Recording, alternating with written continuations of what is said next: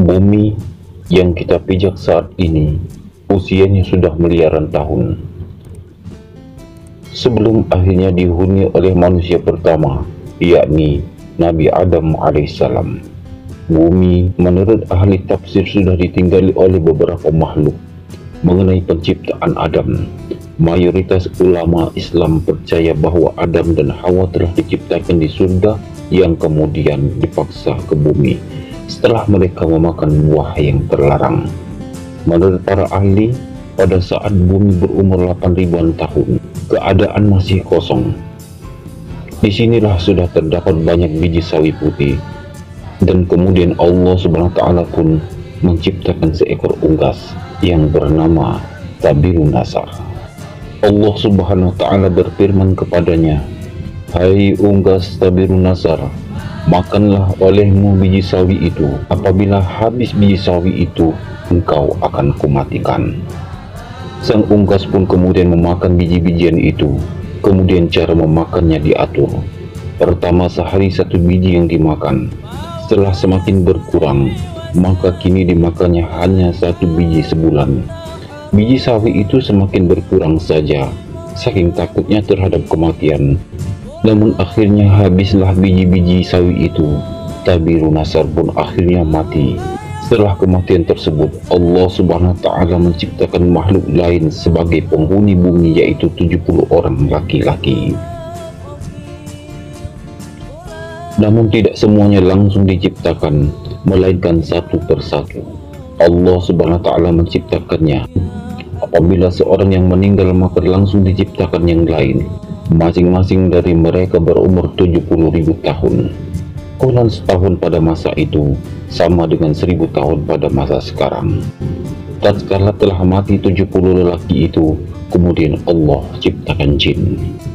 Allah pun berfirman, "Dan dia menciptakan jin dari nyala api.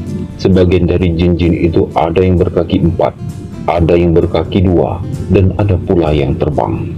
Kemudian Allah Subhanahu wa Ta'ala mengutus salah satu seorang di antara mereka yang bernama Yusuf untuk memberikan pengajaran ilmu dan syariat agama.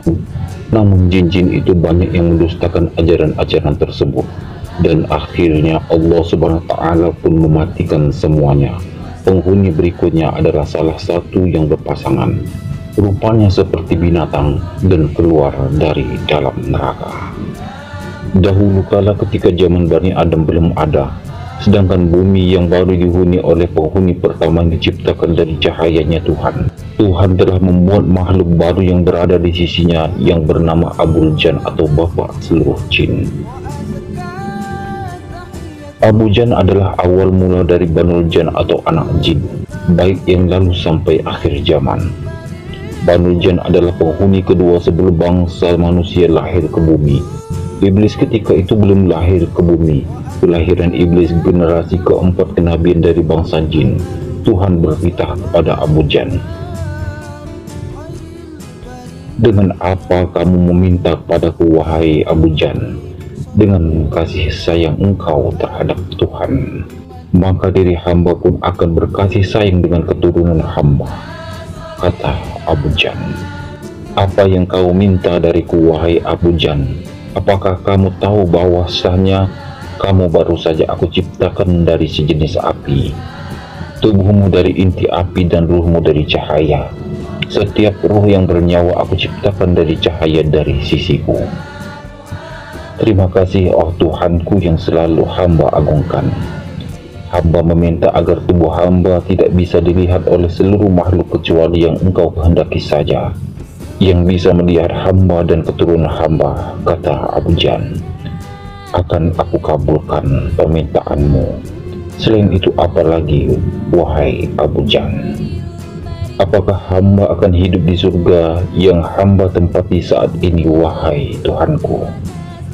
Kamu bisa menempati surga ini. Begitu juga untuk dirimu saja, bisa terbang sesuka hatimu dan tinggal sesuka hatimu sampai aku perintahkan. Dirimu turun ke bumi, dan ketika itu keturunanmu tidak akan sanggup mendatangi tempat surga. Pengangkatan makhluk hanya dirimu saat ini yang kuat. Setelah kamu menyentuh tanah di bumi, maka kamu menjadi makhluk bumi, dan kamu pun akan membuat keturunan dan mati di bumi. Namun hanya kamu seorang yang bisa terbang di langit dunia. Ketika tinggal di bumi, langit dunia adalah tata surya seluruh pelosok jagat raya ini. Singgasana Tuhan berada di luar tata surya yang berada di tempat kosong. Maka terciptalah 8 kerajaan di bumi dan 1 kerajaan di surga. Total kerajaan itu adalah 8 kerajaan yang sangat besar dan megah di bumi, sedangkan iblis belum mempunyai kerajaan. Walaupun dia disebut seorang raja karena dia mendiami surga, pangkatnya makhluk zaman dahulu. Kala ketika zaman pertengahan Banul Jan, bumi masih kering dan tandus. Zaman ini sendiri ketika bumi belum terbentuk seperti sekarang, seperti air yang melimpah dan oksigen yang banyak, air tawar pun masih sedikit. Namun air di laut melimpah, tapi tidak semelimpah seperti sekarang yang sangat-sangat melimpah. Bahkan saat ini lautnya lebih luas dibandingkan dengan tanahnya sendiri. Dahulu oksigen sangat tipis karena Banul Jan adalah makhluk yang menghirup oksigen sangat sedikit. Walaupun bagaimanapun, jika api ingin menyala tetap saja membutuhkan udara, walaupun itu sangat sedikit sekalipun. Begitulah kehidupan Banul Jan yang membutuhkan sedikit oksigen untuk bernapas, berbeda dengan manusia yang boros sekali dengan udara dan air. Setelah kerajaan terbentuk menjadi 8 kerajaan, yaitu kerajaan kakak-kakaknya iblis, karena iblis sendiri diangkat ke surga seperti permintaan bapaknya iblis. Kerajaan ini dibagi menjadi 8 wilayah di muka bumi, yaitu kerajaan bagian selatan, kerajaan bagian utara, kerajaan bagian timur, kerajaan bagian barat, kerajaan bagian bawah atau dasar bumi. Maka mereka bisa menembus ke tanah, bahkan bermandikan dengan magma pun tidak apa-apa, karena tubuhnya lebih panas dibandingkan dengan magma bumi. Kerajaan bagian atas atau langit bumi, yaitu yang tinggal di sekitar atmosfer bagian atas bumi, kerajaan bagian darat atau di atas tanah, dan kerajaan di atas air seperti di laut, danau, dan aliran sungai. Yang kesembilan, kerajaan iblis, yaitu berada di sisi Tuhan, tepatnya surga. Pengangkatan makhluk kerajaan iblis di luar alam semesta dunia, namun sungguh ironi sobat. Kerajaan Banul Jan di muka bumi sungguh disayangkan. Mereka sangat suka berperang dan saling membantai dengan yang lainnya. Tidak hanya itu, mereka juga suka membantai makhluk lain di bumi. Kerajaan satu dengan kerajaan yang lainnya saling menyerang. Mereka berkeinginan menguasai kerajaan yang lain.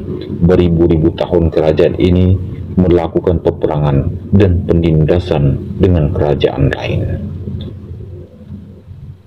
Ketika terjadi peperangan dari 8 kerajaan ini, iblis yang keturunannya paling dimuliakan dari mereka lahir ke dunia. Dan seketika itu juga iblis diangkat ke surganya Tuhan. Iblis pun hidup di surga dengan para penghuni pertama. Karena penghuni pertama telah diciptakan dari cahaya, penghuni pertama juga menempati dari bumi sampai langit yang atas. Kehidupan mereka mengabdikan kepada Tuhannya. Salah satunya adalah mengangkat arsy-Nya agar mengantung. Inilah yang akan ditiru oleh iblis dengan singgasana yang menggantung di atas permukaan bumi, yang salah satunya berada di segitiga Bermuda. Iblis sangat cerdas dan pandai sobat. Dia mempunyai kehebatan yang luar biasa. Tiada tandingnya, tentunya selain dari Tuhannya sendiri. Bahkan penghuni pertama pun merasa takjub dengan kehebatan yang dimiliki oleh iblis. Nah, suatu ketika mereka dua golongan, yaitu iblis dengan golongan pertama pun mengadakan paling lama ibadahnya kepada Tuhan. Misalnya jika golongan pertama buat puasa 1 hari tanpa makan, maka iblis kuat dalam 7 hari tanpa makan. Bayangkan sobat, ibadah iblis kepada Tuhannya sungguh alim luar biasa. Karena alimnya dia, maka ilmu-ilmu keajaiban maupun ilmu-ilmu materi dikuasai iblis yang sangat cepat. Iblis bersumpah di dalam darahnya dan jiwanya bahwasanya dia akan berubah menjadi penghulu bagi seluruh makhluk di alam semesta. Dia terus berusaha mencari ilmu-ilmu baru dan mencoba ilmu itu sampai mana keberhasilan dalam mencapai ilmu tersebut. Ilmu iblis yang paling disukai dari sekian dari ilmunya adalah untuk mengetahui masa depan dari alam semesta. Bahkan dia pun tahu dengan ilmu ini jika nantinya bakalan ada penghulu baru menggantikan bangsanya. Diam-diam dia mempelajari dan mengumpulkan informasi siapa dia sebenarnya dan kehebatan apa yang dimilikinya maupun kelemahan apa yang dimilikinya.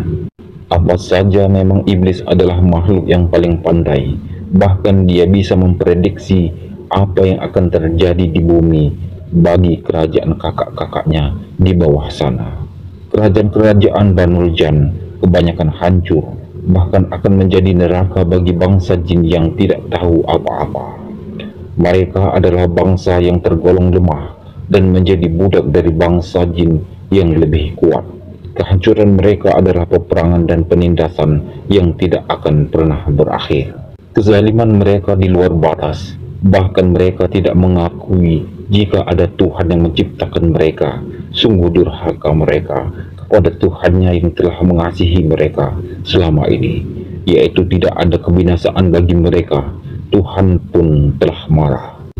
Bumi bergoyang hebat disebabkan akan hancurnya bumi itu oleh siksaan para Banul Jan yang telah mengotori bumi dari kedurhakaan. Maka Tuhan mengutus penghuni pertama untuk menghukum mereka dan membantai mereka. 8 kerajaan ini telah diserang dan diporak-porandakan oleh penghuni pertama. Seluruh pengikut 8 kerajaan ini melarikan diri, bahkan ada yang melawan penghuni pertama, namun ternyata bukan tandingannya untuk melawan penghuni pertama. Mereka pun telah dikalahkan. Pada saat itu banyak yang mati di antara mereka. Tubuh mereka yang mati dibuang di tengah laut, bahkan ada yang dibuang ke pulau-pulau kecil. Sedangkan manusia yang pintar yang telah melarikan diri bersembunyi di pulau-pulau yang kecil beriklim tropis seperti untuk saat ini bersembunyi di wilayah Indonesia karena negaranya berpulau. Untungnya yang bersembunyi ini selamat, walaupun tidak mempunyai kerajaan lagi, karena kerajaan mereka sudah hancur dulu. Sedangkan bangsa jin yang lemah, mereka diberi kebebasan untuk hidup. Mereka hidup damai dan tenang dengan terlepasnya bangsa Banul Jan yang lebih kuat dan sombong. Walaupun mereka dibantai, akan tetapi dari sebagian golongan yang masih kuat dan sombong bersembunyi dari incaran para penghuni pertama, mereka selalu berpatroli mengitari bumi untuk mengetahui keberadaan para Banul Jan yang durhaka untuk melawan kepada Tuhan. Banul Jan yang pintar, pandai sekali berkamuflase. Sesuai dengan kepandaian mereka, mengubah bentuk apapun kebanyakan. Mereka berubah bentuk menyerupai hewan di masa lalu dan menyerupai tumbuh-tumbuhan yang rimbun pada waktu Banul Jan yang durhaka dihukum oleh Tuhan alam semesta. Iblis ketika itu melihat mereka dari singgasananya, yaitu di luar alam semesta. Dia melihat bangsanya yang telah dibantai iblis, tampak sedih karena walaupun bagaimanapun mereka yang menguasai 8 kerajaan adalah kakak-kakaknya iblis yang sangat pintar dan juga kuat.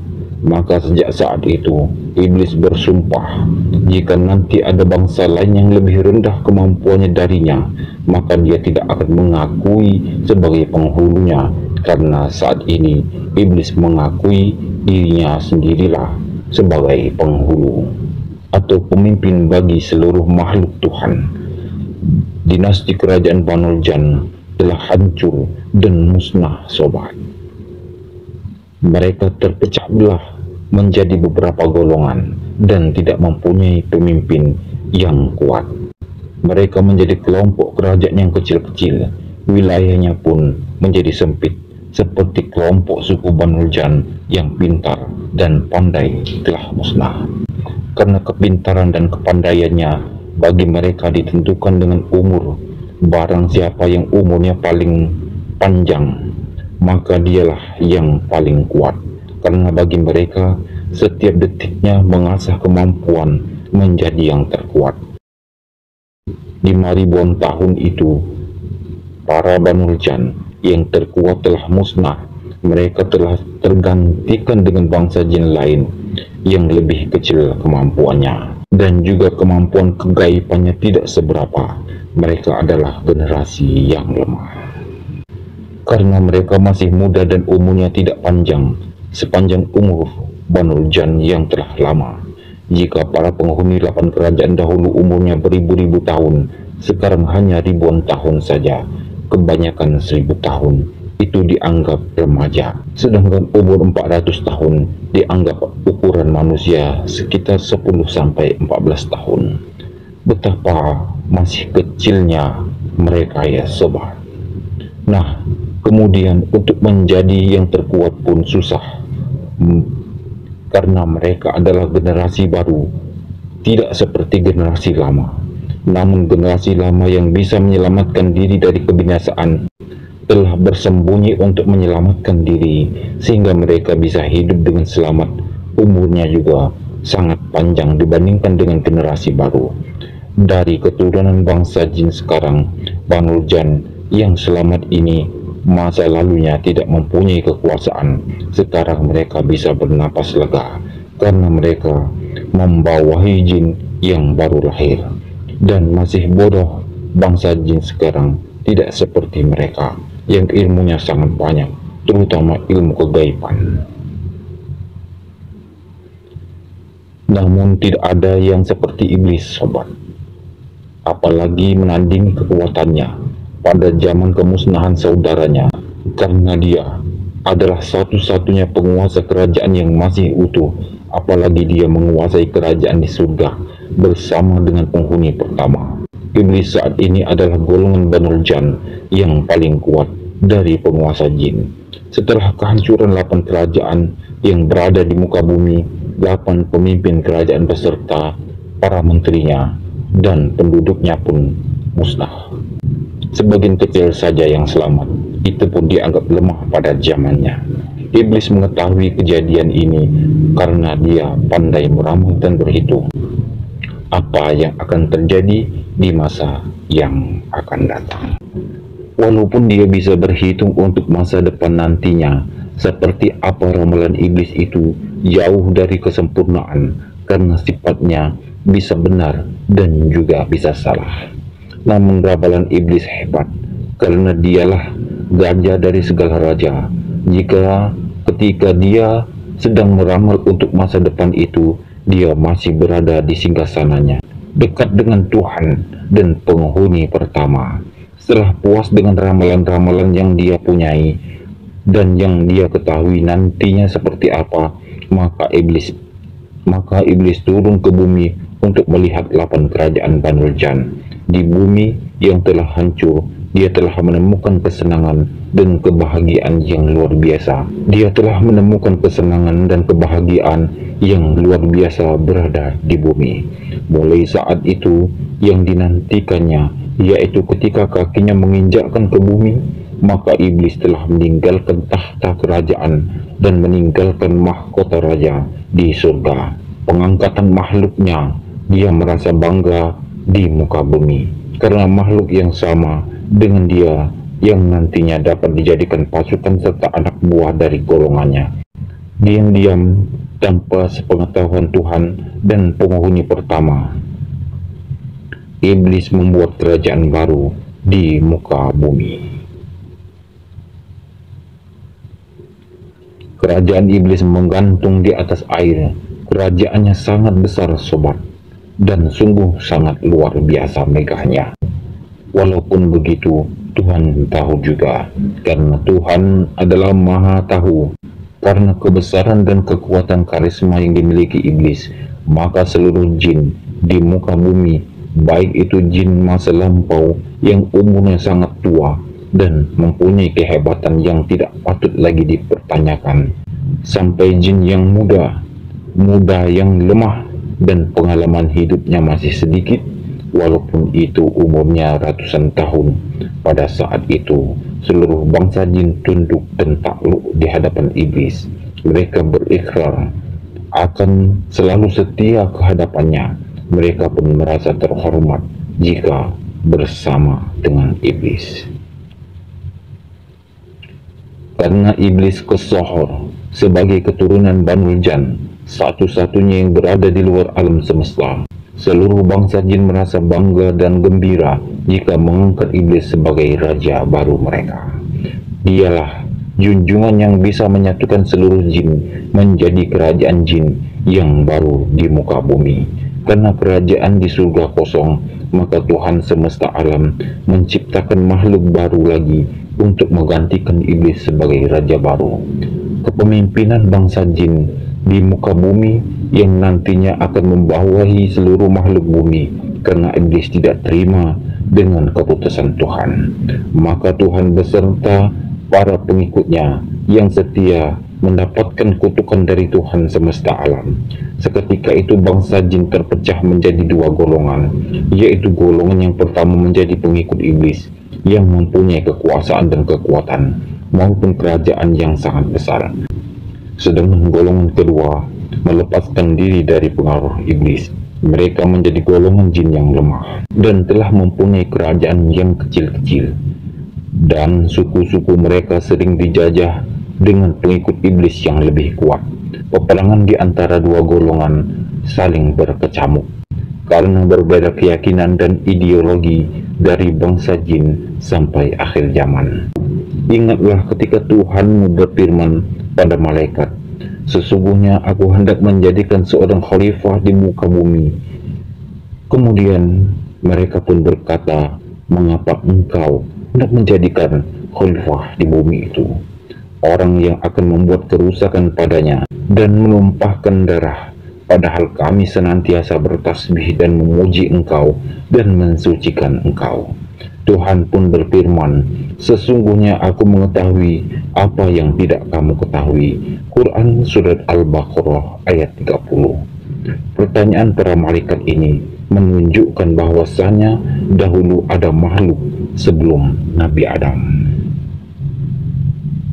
Bahwasanya Allah Subhanahu wa taala telah mengabarkan hal tersebut sebagaimana yang telah dijelaskan oleh sebagian ahli tafsir, termasuk tafsiran Nasih Al-Makiyah Al-Sya'bi. Adam dan Hawa itu dahulu ditempatkan di surga Sabah, lalu Allah Subhanahu wa taala melemparkannya ke bumi lantaran berbuat kesalahan. Bumi yang dipijak keduanya memang sudah ada jauh sebelum penciptaan Nabi Adam dan juga Hawa. Lalu siapa penghuni sebelum Adam? Nah, beberapa ulama mencoba memberikan penafsiran seperti dalam tafsir Al-Quranul Azim, di mana Ibnu Katsir mengemukakan beberapa pendapat dari sahabat tabi'in dan para ulama.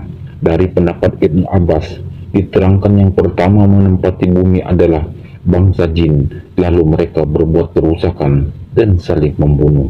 Lalu Allah Subhanahu wa taala mengutus iblis membunuh mereka dan bangsanya hingga mereka terpojok ke daerah-daerah pegunungan dan laut.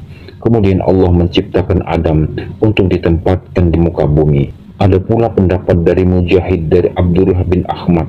Mereka berkata jika jin dan keturunannya tinggal di bumi 2000 tahun sebelum diciptakannya Adam, mereka melakukan kerusakan di bumi dan saling membunuh. Lalu Allah Subhanahu wa taala mengutus tentara dari bangsa malaikat dan memerangi mereka hingga mereka terpojok di lautan. Oleh karena itu malaikat bertanya hal itu saat Allah Subhanahu wa taala akan memberitahu akan menciptakan manusia, seperti pada Al-Quran Surat Al-Baqarah ayat 30. Jauh sebelum Adam tercipta, Allah telah menciptakan 3 umat di muka bumi. Mereka adalah Banul Jan, Banul Ba'an, dan Izazil. Mereka semua dari bangsa jin Abu Jan adalah awal mula dari Banu Jan atau anak jin. Banu Jan adalah penghuni kedua sebelum manusia iblis, ketika itu belum lahir ke bumi. Kelahiran iblis ke generasi keempat kenabian dari bangsa jin-jin diciptakan dari sejenis api.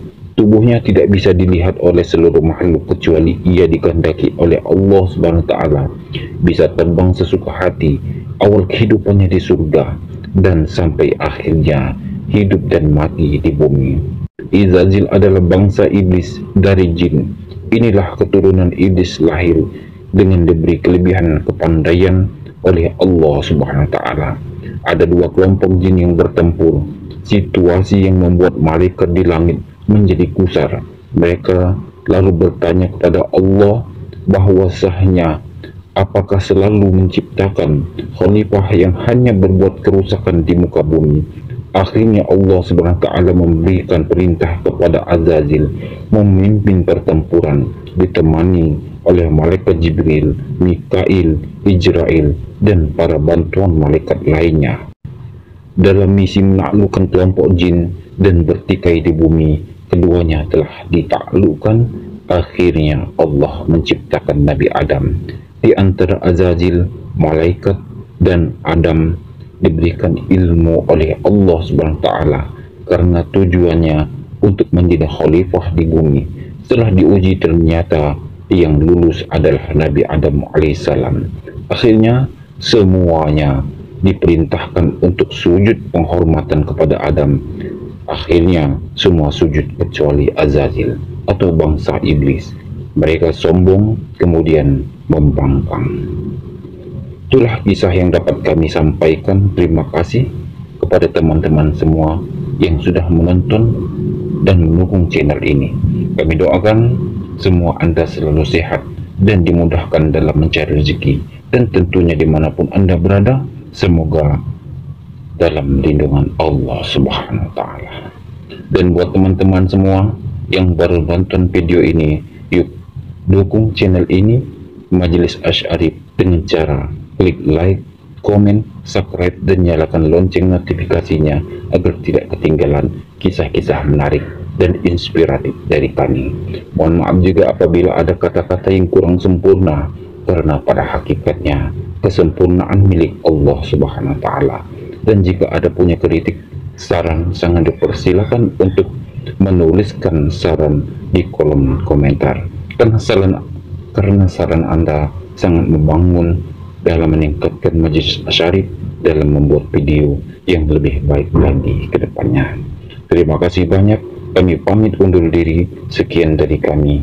Wassalamualaikum warahmatullahi wabarakatuh.